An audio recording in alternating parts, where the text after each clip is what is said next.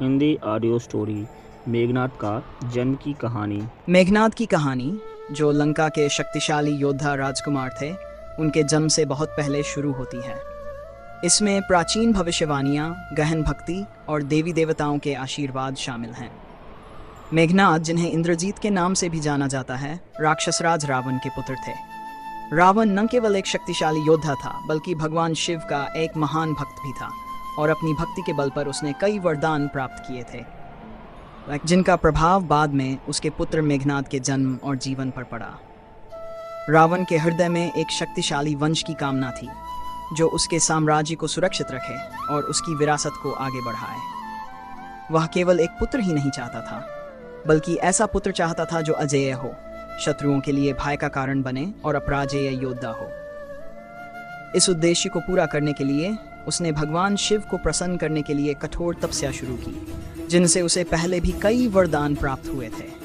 कहते हैं, रावण की तपस्या इतनी कठोर और निरंतर थी कि स्वर्ग भी कांप उठा। देवता चिंतित हो उठे, क्योंकि रावण को कोई भी नया वरदान उसकी शक्ति को और बढ़ा सकता था। लेकिन भगवान शिव रावण की भक्ति से प्रभावित होकर उसके सामने प्रकट हुए। रावण ने इस अवसर का लाभ उठाकर शिव से ये वरदान मांगा कि उसे ऐसा पुत्र प्राप्त हो जो महान योद्धा हो, सबसे शक्तिशाली देवताओं को भी हराने में सक्षम हो और उसे हर लड़ाई में विजय प्राप्त हो।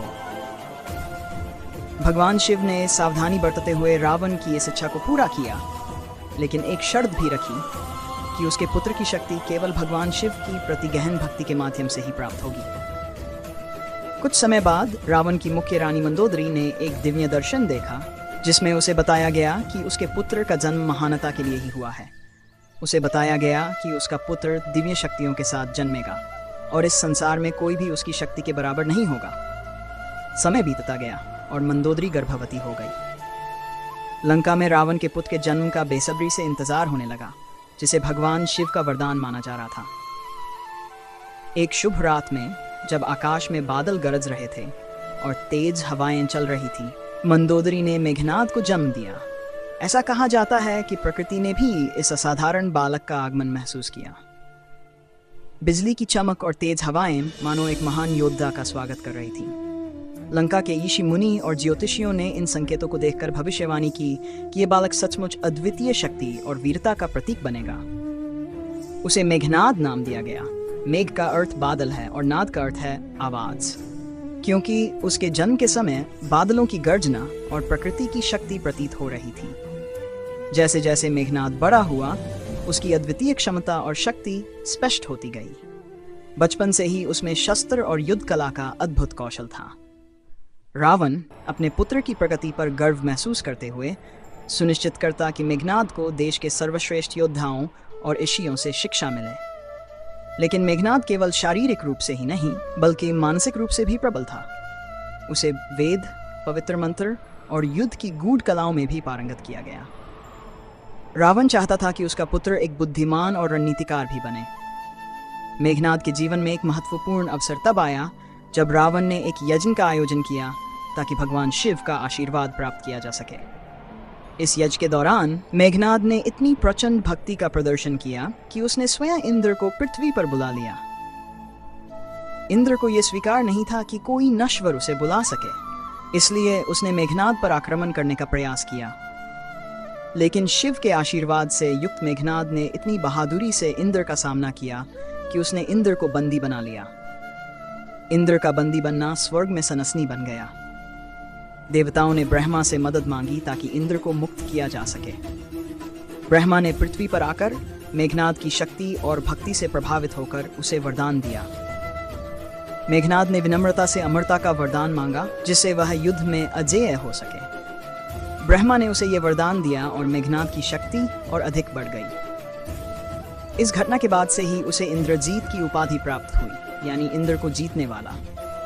समय के साथ मेघनाद एक महान योद्धा बन गया, जिसकी ख्याति तीनों लोकों में फैल गई। उसकी निष्ठा अपने पिता रावण के प्रति अटूट थी और वह लंका के रक्षक के रूप में जाना गया। उसकी युद्ध में विजय का कारण न केवल उसका कौशल था, बल्कि शिव की प्रति उसकी भक्ति भी थी, जो उसे युद्ध में अजेय बनाती थी। जब भगवान राम अयोध्या के राजकुमार सीता को बचाने के लिए लंका आए, तो मेघनाद ने युद्ध में राम की सेना का सामना किया, उसने अपनी दिव्य शक्तियों का प्रदर्शन करते हुए राम की सेना को रोकने का प्रयास किया और नागास्त्र जैसे शक्तिशाली अस्त्रों का प्रयोग किया, जिससे उसकी शक्ति का पता चलता था। मेघनाद की असीम भक्ति और शक्ति के कारण उसकी चुनौती सभी के लिए असंभव सी प्रतीत होती थी। राम की सेना के साथ हुए इस महान युद्ध में मेघनाद का सामना लक्ष्मण से हुआ। दोनों के बीच भयंकर युद्ध हुआ, जिसमें मेघनाद ने अपनी अद्भुत शक्ति और रणनीति का प्रदर्शन किया, परंतु एक क्षण में उसकी भक्ति में कमी के कारण उसकी अजेयता कमजोर हो गई और लक्ष्मण, जो स्वयं भगवान राम से प्रेरित थे, ने उसे मार गिराया। इस प्रकार लंका का यह अजेय योद्धा अंततः युद्ध में परास्त हो गया। मेघनाद की कहानी केवल शक्ति और युद्ध की नहीं है, बल्कि भक्ति, निष्ठा और नियति का प्रतीक है। वह एक ऐसा पुत्र था जो अपने पिता की इच्छा पूरी करने के लिए जन्मा था और देवताओं का आशीर्वाद प्राप्त करने वाला योद्धा बना। उसकी यात्रा हमें यह सिखाती है कि देवताओं का आशीर्वाद तो मिलता है, परंतु उसे बनाए रखना भी उतना ही महत्वपूर्ण होता है। इस कहानी से हमें कई महत्वपूर्ण सीख मिलती हैं। दृढ़ संकल्प और भक्ति की शक्ति। मेघनाद की शक्ति और अजेयता उसकी भगवान शिव के प्रति अटूट भक्ति का परिणाम थी। इससे यह सीखने को मिलता है कि सच्ची भक्ति और संकल्प से मनुष्य असंभव को भी संभव कर सकता है। शक्ति का सदुपयोग। मेघनाद को अपार शक्ति और वरदान मिले थे, लेकिन जब उसने उनका दुरुपयोग किया और अभिमानी बन गया, तो उसे हार का सामना करना पड़ा। यह सिखाता है कि शक्ति और वरदानों का दुरुपयोग विनाश की ओर ले जाता है। गर्व का विनाशकारी प्रभाव। कहानी में मेघनाद का अभिमान उसे विनम्रता और सही मार्ग से दूर ले गया। इससे ये शिक्षा मिलती है कि अभिमान और अहंकार, चाहे कितनी भी बड़ी शक्ति क्यों न हो, अंततः पतन का कारण बनते हैं। निष्ठा और कर्तव्य निष्ठा। मेघनाद अपने पिता रावण के प्रति निष्ठावान था और उसने अपने कर्तव्यों को पूरा करने के लिए अपने जीवन का बलिदान कर दिया। यह सिखाता है कि कर्तव्य निष्ठा का जीवन में बहुत महत्व होता है, लेकिन उसे सही दिशा में प्रयोग करना चाहिए। संयम और सच्चाई का महत्व। चाहे मेघनाद कितना भी शक्तिशाली था, अंत में सत्य और धर्म की जीत होती है। यह सिखाता है कि सच्चाई और संयम जीवन में सबसे महत्वपूर्ण है और अंततः विजय सत्य और धर्म की ही होती है। कहानी हमें बताती है कि शक्ति और ज्ञान का उपयोग तभी सार्थक होता है जब हम उसे सही उद्देश्य और निष्ठा के साथ अपनाते हैं।